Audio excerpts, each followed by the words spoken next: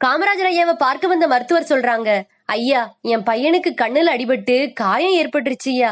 10 நாளுக்குள்ள லண்டன் போய் சிகிச்சை எடுக்கலன்னா இந்த கண் அழுகி மற்றொரு கண்ணும் பறிபோயிரும்னு சொல்றாங்க ஐயா. ஆனா அதிகாரிங்க புகார் எழுதி போடுங்க, சட்டப்படி 15 நாளுக்கு மேலாகும்னு சொல்றாங்களே, உதவி பண்ணுங்க ஐயா அப்படின்னு கேக்குறாங்க.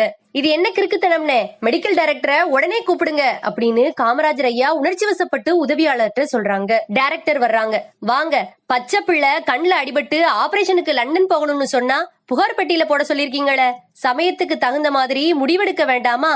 7 வயசு படிக்கிற பையன், பிஞ்சில்ல, பார்வை போனா சட்டமா கொடுக்கும்? பச்சை பிள்ளைக்கு பார்வை வர உதவலன்னா என்ன சட்டம்னு என்ன செய்வீங்களோ எனக்கு தெரியாது. 2 நாள்ல பையன் லண்டன்ல இருக்கணும்னு அப்படின்னு சொல்லிட்டு பையனோட தந்தைட்ட, கவலைப்படாம போங்கன்னு, புள்ளைய நல்லபடியா பாத்துக்கோங்க அப்படின்னு சொன்னாங்க காமராஜர் ஐயா. தலைவர் என்பதையும் தாண்டி காமராஜர் ஐயா மனிதத்தோடு ஒரு மனிதராகவே வாழ்ந்தாங்க அப்படிங்கிறது தாங்க நிதர்சனமான உண்மை.